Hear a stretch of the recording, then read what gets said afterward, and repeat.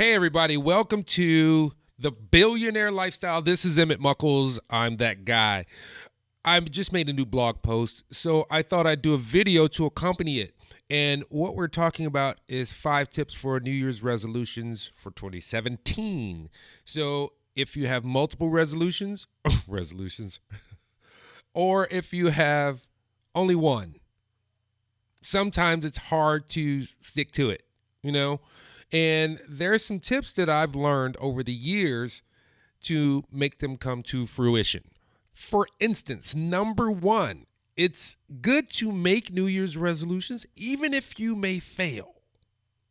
Trust me, I know. Done it. Failed.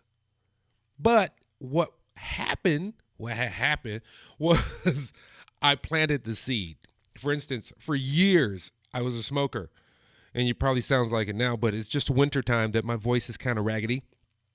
And what eventually occurred was that seed was planted, so I would make the same resolution year after year after year.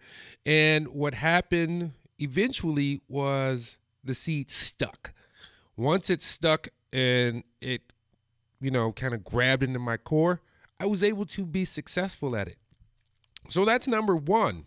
And this is going to be a little beady short podcast. So that, look at me. I'm just messing up here. Number 2, you have to be ready. You have to be ready for your task at hand.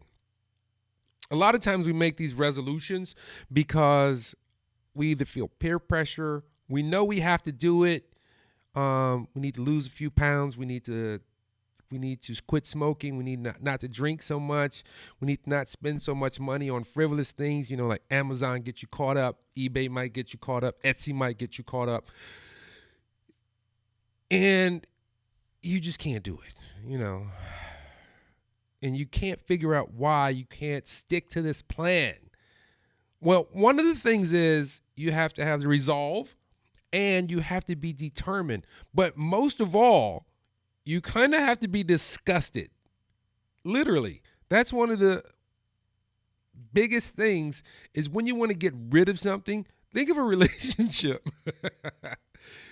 You ever just, you can't get away from somebody or you can't get rid of something and then you just get disgusted with it. You're like, I'm done. It's a wrap.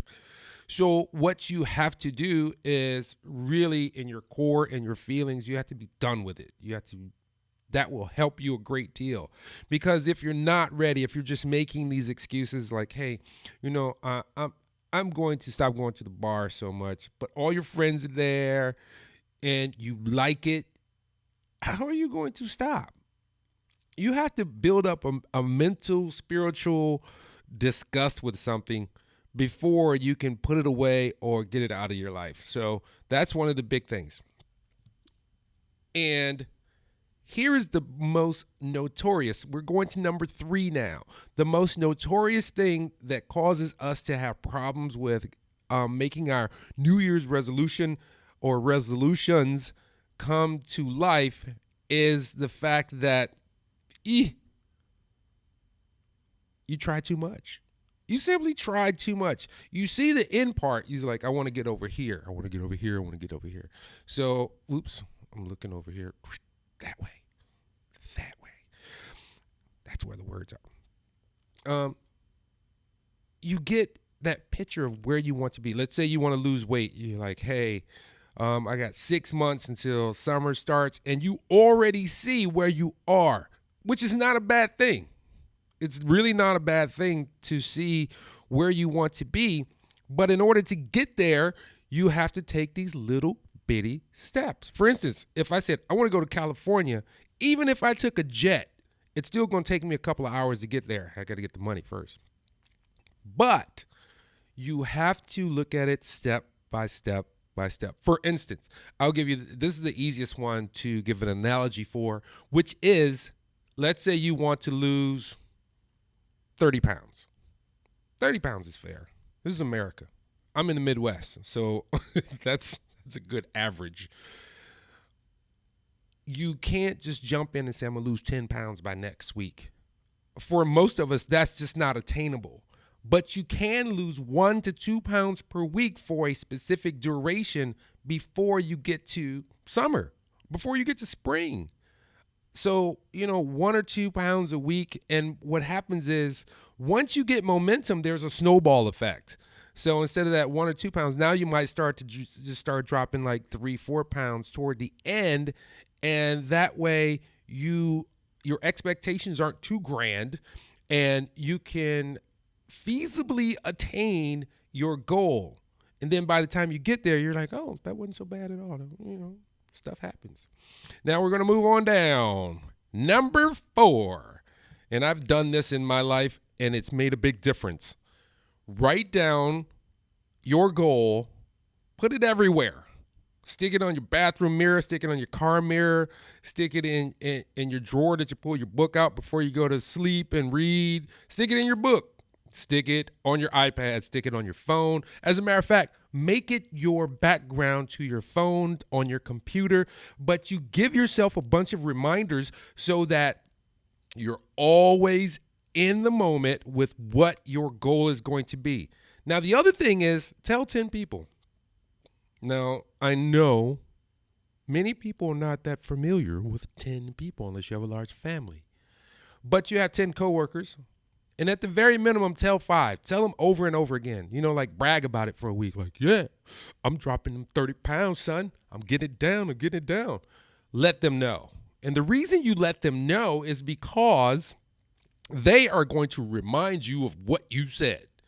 And you do not want to look bad in front of people. You do not want to look like a failure. So that's going to give you some motivation so that you can be successful in reaching your goal. Now, the very most important of them all is don't beat yourself up if you don't quite make it. Because there's always tomorrow. Let's say you fail miserably. Let's say you say, I'm going to stop drinking Jägermeister. I'll just pick Jägermeister out there. And you're a Jägermeister freak. You got like Jägermeister things on the wall, Jägermeister gym shoes, Jägermeister clothes, but you got to stop drinking it. You can still be a fan, but you can't drink it. And then you have a bender. Somebody says, hey man, I got all your Jägermeisters tonight. And they buy them for you and you go on a bender. As soon as you wake up, get through that hangover, say to yourself, hey, I'm going to stop that thing. And then call 5 people and tell them, hey, I messed up. Don't let me mess up again. They'll hold you accountable. They're going to beat you up a little bit, but don't beat yourself up because you can always begin again. That's the thing in life. You can always begin again.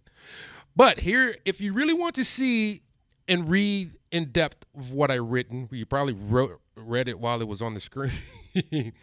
Go to emmettmuckles.com. That's EMMITTMUCKLES.com, where you can get the latest episodes of the Billionaire Lifestyle Podcast. So I could be putting something on the screen here. Here, let me make myself bigger so that you guys can see my big old head. Oop, wrong one. Watch this. It's going to be nice. Nice. Yeah, I love this. See that big head. Urgh. Yeah, but you guys go to emmettmuckles.com. Leave your comments, leave some questions. Go to iTunes and look for the Billionaire Lifestyle Podcast. You can go to Stitcher, or you can just come to my website, leave me a review, leave me a comment, because I really want to know what you guys think. You guys actually inspire me to do better things and give me topics that I'm looking for. And particularly, if there's someone of interest that you want to get interviewed, and particularly if you know them, or if you don't want to just run up and talk to them and try to pull their ear, I'd love to have them as a guest, particularly if they're doing something specific, if they're living their own lifestyle. I'm always looking for guests to be on the Billionaire Lifestyle. If they wrote a book, if they did something incredible, if they just chose their own path. They're like, it's a wrap. I'm out, going to do what I want to do. You can do you. I'm going to do me. That's awesome things because, hey, that's where we are. We're awesome people. I'm going to continue to edit this, and then it should be up in a few minutes. So, peace.